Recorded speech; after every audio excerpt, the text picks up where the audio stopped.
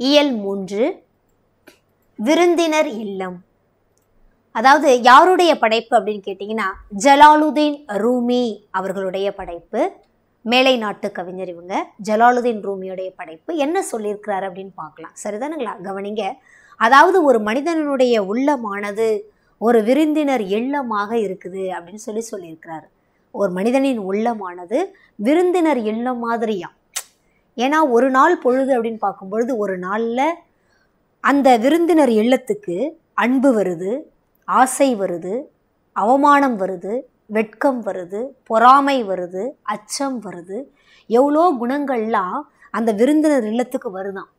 இதையெல்லாம் வேணான்னு ஒதுக்காதீங்க, இதையெல்லாம் வரவேற்று வாங்கன்னு உள்ள கூப்பிடுங்க அப்படின்னு சொல்கிறார். அப்போது ஒரு மனிதனின் உள்ளமானது விருந்தினர் இல்லமாக இருக்க வேண்டும் அப்படின்னு சொல்லியிருக்காரு. என்ன சொல்கிறாருன்னு பாருங்கள். கவிதை வரிகள் தான். இவரை பற்றிலாம் நம்மளுக்கு சிலபஸ்க்குள்ளே கிடையாது.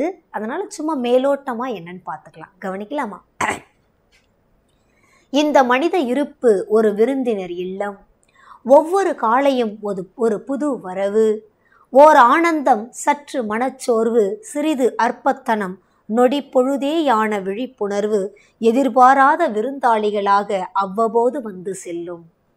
எல்லாவற்றையும் வரவேற்று விருந்தோம்பு. துக்கங்களின் கூட்டமாக அவை இருந்து உனது வீட்டை துப்புரவாக வெறுமைப்படுத்தும் போதும் ஒவ்வொரு விருந்தினரையும் கௌரவமாக நடத்து. சில நேரத்தில் மனசு வெறுமையாக இருக்கும், சில நேரத்தில் ஏகப்பட்ட எக்களிப்புகள், சந்தோஷம் இருக்கும். ஒவ்வொன்றும் ஒரு அனுபவத்தை உனக்கு கொடுக்கும் அப்படின்னு சொல்லியிருக்காரு. கௌரவமாக நடத்து. புதியதோர் உவகைக்காக அவை உன்னை தூசி தட்டி தயார்படுத்தக்கூடும். ஒவ்வொன்றும் உனக்கு ஒரு அனுபவத்தை கொடுக்கும் அப்படின்னு சொல்லியிருக்கிறாரு. வக்ரம், அவமானம், வஞ்சனை இவற்றை வாயிலுக்கே சென்று இன்முகத்துடன் வரவேற்பாயாக. சந்தோஷம், மகிழ்ச்சி இதெல்லாம் வந்தால் மட்டும்தான் நீ வரவேற்கணும்னு கிடையாது. வெட்கம் வருதா வரவேற்றுக்கொள், அவமானம் வருதா வரவேற்றுக்கொள், வக்ரம் வருதா வரவேற்றுக்கொள் அப்படின்னு சொல்கிறாரு. ஏன்னா இது ஒவ்வொன்றும் உனக்கு ஒரு பாடத்தை கற்றுக் கொடுக்கிறது. உன்னுடைய வாழ்க்கையில் உன்னை தூசி தட்டி உன்னை தயார்படுத்துது, உன்னை துப்புரவுப்படுத்துது அப்படின்னு அர்த்தமா. வருபவர் எவராயினும் நன்றி செலுத்து, ஏனெனில் ஒவ்வொருவரும் ஒரு வழிகாட்டியாக அனுப்பப்படுகிறார்கள், தொலைதூரத்திற்கு அப்பால் இருந்து அப்படின்னு சொல்லியிருக்காரு ஆசிரியர் ஜலாலுதீன் ரூமி. ரொம்ப இவரை பற்றின விஷயங்கள் நம்மளுக்கு தேவையில்லை. டாப்பிக்கில் என்ன கொடுத்துருக்குறாங்களோ அதை மட்டுமே படித்தாலே போதும். சரிதானுங்களா? டிஎன்பிஎஸ்சி சிலபஸ்க்குள்ளே யாராவது அது மாதிரி முக்கியமான நபர்கள் இருக்காங்களா, முக்கியமான கவிஞர்கள், புலவர்களை பற்றி இருக்கா, நம்ம அதை மட்டும் நம்ம டாப்பிக்குள்ளே ஆழ்ந்து நம்ம பார்த்துக்கலாம். சரிங்களாமா? ஓகே, கவனிங்க. ஆசிரியர் குறிப்பு. ஜலாலுதீன் ரூமி கிபி 1207 ஆப்கானிஸ்தானில் பிறந்திருக்கிறாரு. 1207 பிறந்திருக்கிறாரு. பாரசீகத்தின் மிகச்சிறந்த கவிஞர்களில் ஒருத்தவர். இவரது சூஃபி தத்துவ படைப்பு மஸ்னவி அப்படின்னு சொல்லப்படுகிறது. மஸ்னவி அப்படிங்கிறது ஒரு இசை பாடல் தொகுப்புமா. சரிதானுங்களா? இசை பாடல் தொகுப்பு. அதில் 25,600 பாடல்கள் இருக்குது. சரிங்களா? ஆழமான ஆன்மீக கருத்துகள் உள்ள இசை கவிதைகளின் தொகுப்பு மஸ்னவி. இவரின் புகழ்பெற்ற மற்றொரு நூல் திவான் இ ஷம்ஸ் இ தப்ரீசி. மஸ்னவி மட்டும் கிடையாது, இவருடைய மற்றொரு கவிதை படைப்பு எது அப்படின்னு கேட்டிங்கன்னா திவான் இ ஷம்ஸ் இ தப்ரீசி அப்படின்னு சொல்லியிருக்காங்க. நாம் விரும்பியும் விரும்பாமலும் நம்மை வந்தடைவன எது அப்படின்னு கேட்டிங்கன்னா இன்பம், துன்பம், வேண்டியது, வேண்டாதது அப்படின்னு சொல்லியிருக்காரு. ஜலாலுதீன் ரூமி இவ்வளோ அதானே சொன்னார். இன்பமும் வரும், துன்பமும் வரும், வேண்டியதும் வரும், வேண்டாததும் வரும். எல்லாத்தையுமே நாம் ஏற்கக்கூடிய ஒரு விருந்தினர் இல்லமாக நம்முடைய உள்ளமானது இருக்க வேண்டும் அப்படின்னு சொல்லியிருக்கிறார். ஜலாலுதீன் ரூமியினுடைய கவிதைகள் பார்த்திங்கன்னா பாரசீக மொழியை, அதாவது பார்த்திங்கன்னா பெர்சிய மொழியை சார்ந்த கவிதைகள் அவருடைய கவிதைகள். ஒரு பாரசீக கவிஞர். இவருடைய கவிதை வரிகள் பார்த்திங்கன்னா பெர்சிய மொழியை சார்ந்தது. அந்த கவிதைகளை ஆங்கிலத்தில் ஒருத்தர் மொழிபெயர்த்தார். அவர் ஆங்கிலத்தில் மொழிபெயர்த்த அந்த கவிதையை தமிழில் ஒருத்தர் மொழிபெயர்த்திருக்கிறார். நல்லா புரிஞ்சுக்கணும். ஜலாலுதீன் ரூமியின் கவிதைகளில் தேர்ந்தெடுக்கப்பட்ட சிலவற்றை ஆங்கிலத்தில் அழகாக மொழியாக்கம் செய்தவர் யார் அப்படின்னு பார்த்தீங்கன்னா கோல்மன் பார்க்ஸ் அப்படிங்கிறவர் மொழிபெயர்த்திருக்காரு. அதை தமிழில் தாகங்கொண்ட மீனொன்று அப்படிங்கிற தலைப்பில் யார் மொழிபெயர்த்திருக்காங்க அப்படின்னு கேட்டிங்கன்னா என் சத்தியமூர்த்தி அவர்கள் மொழிபெயர்த்திருக்காங்க. இவரை பற்றின வேறு விஷயங்கள் நமக்கு தேவையில்லை. பகுதியில் என்ன கொடுத்துருக்குறாங்களோ அதை மட்டுமே பார்த்தா போதும். சரிதானுங்களா? அடுத்தது கவனிக்கலாமா? மிகவும் ரொம்ப முக்கியமான படைப்பு கம்பராமாயணம். 10ஆம் வகுப்பில் நம்ம கம்பராமாயணம் பார்த்துருக்குறோம். 10ஆம் வகுப்பில் நம்ம பார்த்ததில் அந்த நாட்டுப்படலம், ஆற்றுப்படலம் பார்த்துருந்தோம். ஆற்றுப்படலம் 2 நாட்டுப்படலங்கள் பார்த்துருந்தோம் இல்லைங்களா? அதில் வந்து பார்த்திங்கன்னா எல்லா பாடல்களுமே ரொம்ப தெளிவாக உங்களுக்கு நான் சொல்லியிருப்பேன். அதற்குண்டான விளக்கங்கள்லாம் நம்ம பார்த்துருப்போம். அடுத்து வந்து பார்த்திங்கன்னா கங்கைகான் படலம் பார்த்துருப்போம் நாம். கும்பகர்ணன் வதைப்படலம் பார்த்துருப்போம் நாம் இல்லைங்களா? இப்போ இந்த 12ஆம் வகுப்பில் கம்பராமாயணத்தில் என்னென்ன படலங்கள் குறித்த செய்திகள் நம்மளுக்கு கொடுத்துருக்காங்க அப்படின்னு நம்ம பார்க்கலாம். கவனிங்க. நிறைய செய்தி கம்பராமாயணம் வந்து பார்த்திங்கன்னா உங்களுக்கு நான் வந்து பிடிஎஃபாக குறிப்புகளும் அனுப்பிட்டேன். எல்லாமே நீங்கள் படிச்சிருப்பீங்க. இதில் பாடலுடைய செய்தி மட்டும் என்ன அப்படிங்கிறத மட்டும் நம்ம தெரிஞ்சுக்கலாம். கம்பராமாயணம் பற்றின இதர செய்திகள், பிற செய்திகள் எல்லாமே நம்ம பார்த்துட்டோம். 12th இப்போ பாடத்தில் என்ன கொடுத்துருக்குறாங்க, பாடலினுடைய பகுதியினுடைய செய்திகளை மட்டும் இதில் நம்ம பார்க்கலாம். கவனிக்கலாமா? யாவரும் கேளீர் என்பது தமிழரின் நற்பண்பின் வளர்ச்சி. சிறியோரை இகழ்தல் இளமே, பெரியோரை வியத்தல் இளமே அப்படின்னு பார்த்துருப்போம் நாம இல்லைங்களா? என்பது அந்நற்பண்பின் மலர்ச்சி. பிறப்புக்கும் எல்லா உயிர்க்கும் என்பது அவ்வுயிர் பண்பின் முதிர்ச்சி. காக்கை குருவி எங்கள் ஜாதி என்பது அத்தமிழ் பண்பின் தொடர்ச்சி. கம்பனின் காவியம் ராமனை இப்பண்பின் படிமமாக படைத்திருப்பது உயர்ச்சி. வேடன் பறவை எளிய முதியவள் வானரம் எதிரியின் தம்பி என்ற வேலிகள் ராமனின் அன்பிற்கு இல்லை அப்படின்னு கொடுத்துருக்காரு. என்ன செய்தி தான் உள்ள இருக்கு அப்படின்னு பார்க்கலாம். ஃபர்ஸ்ட் அயோத்திய காண்டம் குகப்படலத்தில் கொடுத்துருக்குறாங்க. வேடுவர் தலைவன் யாருங்க? வேடர்களினுடைய தலைவன் குகன், நம்மளுக்கு நல்லாவே தெரியும். பாறை உடலுக்குள் பஞ்சு உள்ளம் கொண்டவன், பாறை போன்ற உடலுக்குள் பஞ்சு மாதிரியான மென்மையான உள்ளம் கொண்டவன். ராமனுக்கு கங்கையை கடக்க உதவியவன், ராமனுக்கு கங்கையை கடக்க உதவி. அவரை அதாவது பார்த்தீங்கன்னா ராமன் குகன் கிட்ட தஞ்சம் அடைந்து இருக்கிறாரு. ராமனை தன்னுடைய கண்ணுக்குள்ள வச்சு பாதுகாத்துக்கிட்டு வரான் குகன். அன்பிற்கு அடைக்கும் தாழ் இல்லை என்பதை நிறுவும் வகையில் ராமன் குகன் நட்பு முகிழ்கிறது. முகிழ்கிறதுன்னா மலர்கிறது. இளவரசனான ராமன் வேடனான குகனை உடன்பிறப்பாக ஏற்கின்றான். இளவரசன் அவர் ராமன் இல்லைங்களா? அப்போ அவரு குகனை என்ன செய்யறாரு? தன்னுடைய நண்பனாக ஏற்றுக்கொள்கிறார்.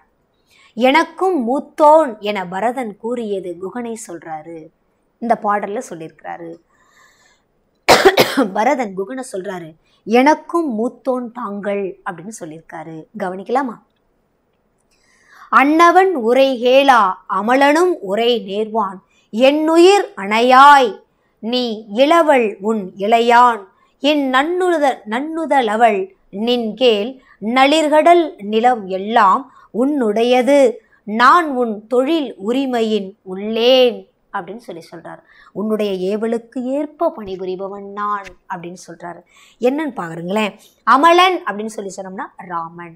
ராமன் என்னன்னு சொல்லப்படுறாருமா? அமலன். இளவள் அப்படின்னா தம்பி. நளிர் கடல் அப்படின்னா குளிர்ந்த கடல் அப்படின்னு சொல்லப்படுகிறது. இப்போ இதில் என்ன கொடுத்துருக்காங்க அப்படின்னு கேட்டிங்கன்னா, குகன் கூறியவற்றை கேட்ட ராமன், குகன் சொல்லக்கூடிய ஏதோ ஒரு செய்தி, அந்த செய்தியை ராமன் கேட்டுட்டு ராமன் திரும்ப பதில் கொடுக்குறாரு. என் உயிர் போன்றவனே, என் உயிர் போன்றவனே, நீ என் தம்பி, லக்வணன் உனக்கு தம்பி. நீ என்னுடைய தம்பி, லக்வணன் உனக்கு தம்பி. அழகிய நெற்றியை உடையவளாகிய சீதை உனக்கு அண்ணி அப்படின்னு சொல்றார். புரியுதுங்களா? உனக்கு அண்ணி. குளிர் கடலும் என் நிலமும் எல்லாம் உனதே ஆகும் அப்படின்னு சொல்லியிருக்காரு. அடுத்தது என்ன சொல்றாரு அப்படின்னு பார்த்தீங்கன்னா, நான் உன் ஏவலுக்கு ஏற்ப பணிபுரிபவன் அப்படின்னு சொல்றாரு. அதாவது யாரு யாருக்கிட்ட சொல்றாங்க அப்படிங்கிறது ரொம்ப ரொம்ப முக்கியம். இந்த மாதிரி ராமாயணத்துல அடிக்கடி அந்த மாதிரி செய்தி கேட்குறாங்க. வார்த்தைகளை கொடுத்துட்டு யார் யாரிடம் கூறியது அப்படின்னு சொல்லியிருக்காங்க. புரியுதுங்களா? அதனால நல்லா கவனிச்சுக்கோங்க. என் உயிர் போன்றவனே அப்படிங்கிற வார்த்தை யார் யாரை சொல்லுவாங்கன்னா ராமன் குகனை பார்த்து சொல்றாரு. லக்வணன் உனக்கு தம்பி அப்படின்னு ராமன் குகனை பார்த்து சொல்றாரு. சீதை உனக்கு அண்ணி அப்படின்னு ராமன் குகனை பார்த்து சொல்றாரு. உன் ஏவலுக்கு ஏற்ப பணிபுரிபவன் நான் அப்படின்னு ராமன் குகனை பார்த்து சொல்றாரு. குளிர்கடலும் இந்த நிலமும் அனைத்தும் உன்னுடையதே ஆகும் அப்படின்னு சொல்றாரு. நல்ல நினைவுல நிறுத்திக்கோங்க, சரிங்களா? ரைட், அடுத்த பாடலுக்கு போகலாம்.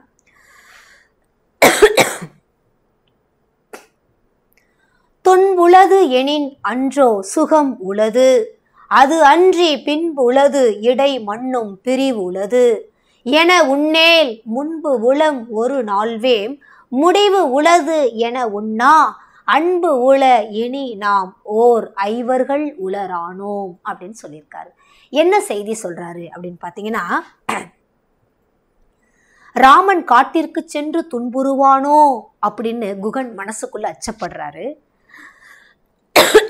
காட்டுக்கு போயிட்டு நீங்க துன்பத்தை அனுபவிக்க கூடுமோ, நீங்க கஷ்டப்படுவீங்களோ அப்படின்னு ராமனை நினைத்து குகன் ரொம்ப கஷ்டப்படுறான்.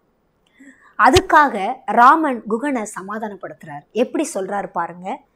உறவு என்பது நாங்கள் நால்வரோடு நின்று விடவில்லை, இப்போது உன்னையும் சேர்த்து நாம் ஐவர் உளரானோம் அப்படின்னு சொல்றார். அதாவது இந்த பாடலுடைய செய்தி என்ன அப்படின்னு கேட்டீங்கன்னா, நான் திரும்ப காட்டுக்கு போறேனே, நான் கஷ்டப்படுவனோ அப்படின்னு நினைச்சு நீ கவலைப்பட வேண்டாம்.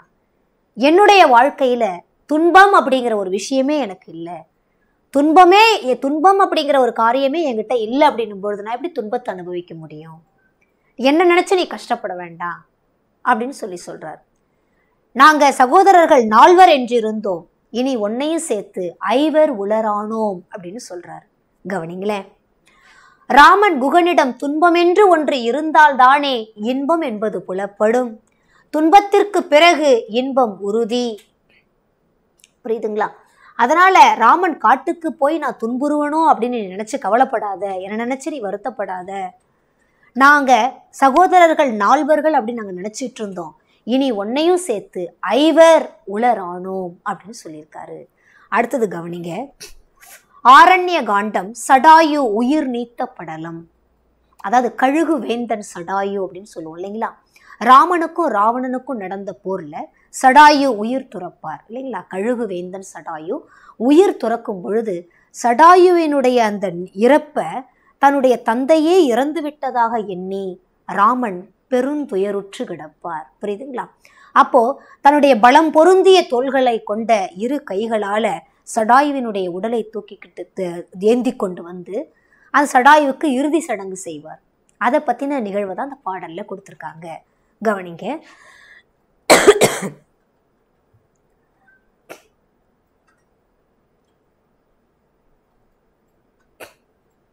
இந்தனம் எனைய எண்ணகார் அகில் ஈட்டத்தோடும், இந்தனம் எனைய எண்ணகார் அகில் ஈட்டத்தோடும் சந்தனம் குவித்து வேண்டும் தருப்பையும் திருப்பி பூவும் சிந்தினன் மணலின் வேதி தீது அற இயற்றி தென்னீர் தந்தனன் தாதை தன்னை தடக்கையான் எடுத்து சார்வான் அப்படின்னு கொடுத்துருக்காங்க.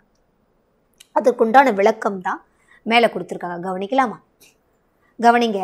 ராவணன் சீதையை சிறையெடுத்த போது சண்டையிட்டு காயப்பட்டு இறந்தவன் கழுகு வேந்தன் சடாயு. சடாயு ராமனிடம் நடந்ததை கூறிவிட்டு இறந்து விடுகிறான். சடாயு தசரதனின் நண்பன். தசரதன் யாருமா? ராமனினுடைய தகப்பன் இல்லைங்களா? தந்தை. ராமன் அக்கழுகு வேந்தனையும் தன் தந்தையாக கருதி இறுதி சடங்கு செய்தான். ராமன் கழுகு வேந்தன் சடாயுவிற்கு மகனாக இறுதி சடங்குகளை செய்தவன் ராமன். மகனாக எண்ணி சடாயுவுக்கு இறுதி சடங்குகளை செய்தது யார் இந்த இடத்துலன்னா ராமன். எப்படிப்பட்ட சிறப்பான விறகுகள் இவை அப்படின்னு பார்க்குறவங்களாம் கண்டு ஆச்சரியப்படக்கூடிய அளவுக்கு என்னென்னலாம் கொண்டு வந்து அந்த இறுதி சடங்கு செய்கிறார் பாருங்க. கரிய அகில் கட்டைகள், சந்தன கட்டைகள், தேவையான அளவு தருப்பை புற்களை ஒழுங்குபட அடுக்கி பூக்களை கொண்டு வந்து தூவினான். அகில் கட்டைகள், சந்தனக்கட்டைகள், தருப்பை புற்கள், மணமிக்க மலர்களை எல்லாம் கொண்டு வந்து அந்த இறுதி சடங்குல செய்கிறார் அவரு. இறுதி சடங்கு செய்யக்கூடிய மேடைக்கு தன் தந்தையாகிய சடாயுவை பெரிய கைகளில் தூக்கி கொண்டு வந்தான் ராமன். சரிங்களா? அடுத்த பாடல்ல என்ன கொடுத்திருக்காங்கன்னு கவனிக்கலாமா? சவரி ராமனை, அதாவது பாத்தீங்கன்னா ஆரண்ய காண்டம், சவரி பிறப்பு நீங்கு படலம் அப்படின்னு சொல்லியிருக்காங்க. சவரியானவள் அப்படி யார் அப்படின்னு பார்த்தீங்கன்னா ஒரு முதிர் வயது பெண்மணி. அவங்க வந்து பார்த்தீங்கன்னா சடாயு, சுக்ரீவன், அனுமன் இவங்களுடைய கூட்டத்தில் இருக்கக்கூடிய ஒரு பெண்ணானவள், ஒரு முதிர் வயது ஒரு பெண்ணானவள். அவங்களுக்கு பணிவிடைகளை எல்லாம் செய்து கொண்டு இருக்கக்கூடிய ஒரு பெண் அவங்க வந்து ராமனை கண்ட அந்த கணம் வந்து பார்த்தீங்கன்னா, ராமனை என்னைக்கு நான் என் கண்ணால் பார்ப்பனோ அப்படின்னு நான் நினச்சிருந்தேன், இன்னைக்கு நான் ராமனை என்னுடைய கண்களால் நான் கண்டேன், என்னுடைய பிறவி பலன் ஒழிந்து விட்டது, என்னுடைய தவத்தின் பலன் பழிச்சிருச்சு, என்னுடைய பிறவி பலன் பழிச்சிருச்சு, என்னுடைய தவமானது நான் மேற்கொண்ட தவமானது பழித்து விட்டது, என்னுடைய பிறவி பலன் ஒழிந்து விட்டது, நான் ராமனை கண்களால் கண்டுட்டேன் அப்படின்னு சொல்லி மலை அருவி இழிவது போல கண்ணீர் சொரிந்த அந்த காட்சியை இந்த பாடல் நமக்கு விளக்குது. என்ன சொல்றாங்க கவனிங்களே. அன்னது ஆம் இருக்கை நன்னி ஆண்டு நின்று அளவு இல் காலம் தன்னையே நினைந்து நோர்க்கும் சவரியை தலைப்பட்டு அந்நாட்கு இன்னுரை அருளி தீது என்று இருந்தனை போலும் என்றான். முன் இவர்க்கு இது எண்ணல் ஆவது ஒரு மூலம் இல்லான். ஆண்டு அவள் அன்பின் ஏத்தி அழுது இழி அருவி கண்ணல் மாண்டது என் மாய பாசம் வந்தது வரம்புயில் காலம் பூண்ட மாதவத்தின் செல்வம் போயது பிறவி என்பாள் வேண்டிய கொணர்ந்து நல்க விருந்து செய்து இருந்த வேலை அப்படின்னு கொடுத்துருக்காங்க. அப்ப என்ன செய்தியை சொல்றாங்க இந்த இடத்துல அப்படின்னு பார்த்தீங்கன்னா, ராமனிடம் மிகுதியான அன்பையும் பக்தியையும் கொண்டவள் சவரி, ராமனை சுக்ரீவனுடன் நட்பு கொள்ள செய்தவள் சவரி, காப்பியத்தின் போக்கில் ஒரு திருப்பத்தை உருவாக்குபவள் சவரி. அதாவது ராமனுக்கு முன்னே இப்படி ஒருவர் இருந்தார் என்று பிரிதொருவரை காட்ட இயலாத தன்மை உடையவனாகிய ராமனை, இவரை போலவே அவர் இருக்கிறாருப்பா அப்படின்னு சொல்லுவாங்க இல்லைங்களா, அந்த மாதிரி ராமனை போலவே இன்னொருத்தர் இருக்கிறாரு அப்படின்னு யாரையும் காட்ட இயலாத தன்மை கொண்டவனாகிய ராமனை, ராமனுக்கு முன்னே இப்படி ஒருவர் இருந்தார் என்று பிரிதொருவரை காட்ட இயலாத நிலையில் உள்ள முதற் பொருளாகிய ராமன் சவரியிடம் இனிதாக பேசினான். அதுக்கப்புறம் தான் இந்த அம்மா சொல்றாங்க, தாயிடம் காட்டும் அன்பை சவரியிடம் காட்டியவன் ராமன். தன்னையே நினைத்து தவமிருந்த சவரியிடம் இவ்வளவு காலம் நீ துன்பம் ஏதுமின்றி நலமுடன் இருந்தாய் அல்லவா என்று பரிவுடன் கேட்கிறாரா ராமன். அதுக்கு அந்த அம்மா சொல்ற பதில் பாருங்க. சவரி ராமனை புகழ்தல், அன்பினால் கனவினால் அருவி இழிவது போல கண்ணீர் வடித்தாள். ராமனை கண்டதால் என் பொய்யான உலகப்பற்று அழிந்தது, என் தவம் பழித்து விட்டது, அளவற்ற காலம் நான் மேற்கொண்டிருந்த தவம் பழித்தது, என் பிறவி பலன் ஒழிந்தது என்று கூறினாள். வேண்டிய எல்லாம் கொண்டு வந்து விருந்து படைக்க ராமன் லக்குவணன் ஏற்றனர். இந்த மாதிரியான வார்த்தைகளை சொல்லி ராமனை புகழ்ந்து விட்டு அவங்களுக்கெல்லாம் விருந்து படைக்க ஆரம்பிச்சாங்களாம் சவரி. புரியுதுங்களா? அடுத்த பாடலை கவனிங்க.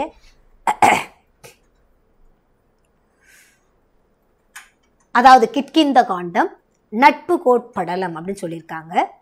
தவா வழி அரக்கர் என்னும் தகா இருள் பகையை தள்ளி குலா லா இல்ல வா கவனிங்க. தவா வழி அரக்கர் என்னும் தகா இருள் பகையை தள்ளி குவால் அறம் நிறுத்தற்கேற்ற காலத்தின் கூட்டம் ஒத்தார் அவா முதல் அறுத்த சிந்தை அனகனும் அறியும் வேந்தும் உவா உற வந்து கூடும் உடுபதி ரவி ஒத்தார் அப்படின்னு கொடுத்துருக்காங்க. அதாவது ராமனும் சுக்ரீவனும் ஒருங்கே கூடியிருந்த காட்சியை பாடல் அழகா தெளிவுபடுத்துது. நமக்கு என்ன சொல்லியிருக்காங்க அப்படின்னு கவனிங்களே. சீதையை தேடி வந்த ராம லக்குவரை கண்டு சுக்ரீவனை அழைத்து வந்தவன் அனுமன். சீதையை தேடி ராமனும் லக்குவனும் வந்திருக்காங்க. அதை பார்த்து சுக்ரீவனை அழைச்சிட்டு வராங்க அவங்கள சந்திக்கிறதுக்காக. யாருமா? அனுமன் அழைச்சிட்டு வராரு. ராமன் சுக்ரீவனை நண்பனாக ஏற்றுக்கொள்கிறான். ராமன் சுக்ரீவனை நண்பனாக ஏற்றுக்கிறார். குறையாத வலிமை உடையவர்களும் வேண்டாத இருள் போன்ற பகைவர்கள் ஆகிய அதாவது பார்த்தீங்கன்னா வேண்டாத இருள் போன்றவர்களும் ஆகிய பகைவர்களை அழித்து அறங்கள் அனைத்தையும் நிலைபெற செய்வதற்கு ஏற்ற உரிய காலம் போல் ஒருங்கிருந்தவர்கள், ஒருங்கே கூடி இருந்தவர்கள் யார் யார் அப்படின்னு கேட்டீங்கன்னா ராமனும் சுக்ரீவனும். அதாவது அமாவாசை இருள் போன்ற அந்த இருள் போன்ற பகைவரை ஒழிப்பதற்காக சூரியனையும் சந்திரனையும் போல ஒருங்கே கூடியிருந்தவங்க யாருமா அந்த இடத்துல? ராமனும் சுக்ரீவனும். விஷயம் புரியுதுங்களா? அப்ப சூரியனையும் சந்திரனையும் போல அப்படின்னு சொல்லியிருக்கிறாங்க. அப்ப இந்த இடத்துல சூரியன் யார் அப்படின்னு கேட்டீங்கன்னா சுக்ரீவன், சந்திரன் யார் அப்படின்னு கேட்டீங்கன்னா ராமன். புரியுதுங்களா என்ன சொல்றேன்னு? நிறைய டைம் வினாக்கள்ல கேட்குறாங்க, கவனிங்களேன்.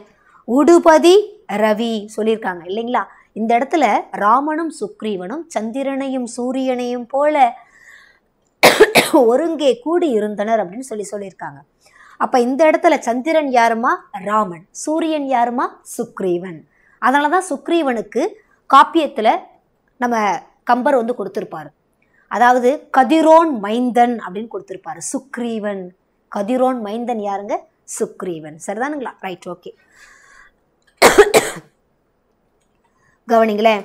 அமாவாசை காலத்தில் ஒன்றாக இணைந்திருக்கிற சந்திரனையும் சூரியனையும் போல ஒத்து இருந்தவர்கள் ராமனும் சுக்ரீவனும். ஆசையை அறவே அழித்த சிந்தையான் யாருமா? ராமன். வானர தலைவன் யாருங்க? சுக்ரீவன். சரிங்களா? ரைட். அடுத்தது அனகன் அப்படின்னா ராமன் அப்படின்னு சொல்றாரு. அந்த இடத்துல நாம என்ன பார்த்தோம்? அமலன். அமலன்னா யாருமா? ராமன்னு பார்த்தோம். உவா அப்படின்னா அமாவாசை. உடுபதி அப்படின்னா சந்திரன். சரிங்களா? ரைட். அடுத்து கவனிங்க. மற்ற இனி உரைப்பது என்னே, வானிடை மண்ணில் நின்னை செற்றவர் என்னை செற்றார், தீயரே எனினும் உன்னோடு உற்றவர் எனக்கும் உற்றார், உன் கிளை எனது, என் காதல் சுற்றம் உன் சுற்றம், நீ என் உயிர் துணைவன் என்றான். நீ நான் இனிமே நண்பர்கள்பா. என்னுடைய பகைவர் உன்னுடைய பகைவர், உன்னுடைய நண்பர் என்னுடைய நண்பர், உன்னுடைய உறவினர்கள் என்னுடைய உறவினர்கள்பா அப்படின்னு ராமன் பேசுறாரு சுக்ரீவன் கிட்ட. நீ நானும் இனிமே நண்பர்கள். உன்னுடைய பகைவர்லாம் யாரோ அவங்களாம் எனக்கும் பகைவர்கள்பா. உன்னுடைய நண்பர் யாரோ அவங்களாம் எனக்கும் நண்பர்கள்பா. உன்னுடைய சுற்றத்தார் யாரோ அவங்களாம் எனக்கும் சுற்றத்தார்ப்பா. இதுவரையில நாங்க அண்ணன் தம்பி 5 பேர்னு இருந்தோம், இனிமே ஒன்னையும் சேர்த்து 60 உளரானோம் அப்படின்னு சொல்லியிருப்பார். இந்த இடத்துல சுக்ரீவனையும் சேர்த்து 60 உளரானோம் அப்படின்னு சொல்லியிருப்பார். நல்லா கவனிச்சுக்கணும். சரிங்களா? கவனிச்சிங்க. இனி நான் சொல்வதற்கு என்ன இருக்கிறது? விண்ணிலும் மண்ணிலும் உள்ள உன் பகைவர் என் பகைவர், தீயவராக இருப்பினும் கூட உன் நண்பர்கள் என் நண்பர்கள், உன் உறவினர் என் உறவினர், அன்பு மிகுந்த என் சுற்றத்தினர் உன் சுற்றத்தினர், நீ என் இனிய உயிர் நண்பன் அப்படின்னு சொல்றார்.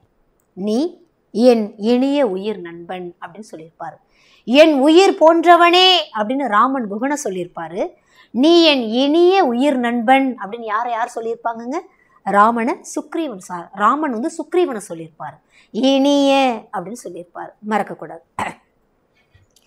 அடுத்து பாருங்க, செற்றார்னா பகைவர் நம்மளுக்கு நல்லாவே தெரியும், கிளைனா உறவினர், அதுவும் நமக்கு நல்லாவே தெரியும் இல்லைங்களா? ரைட்.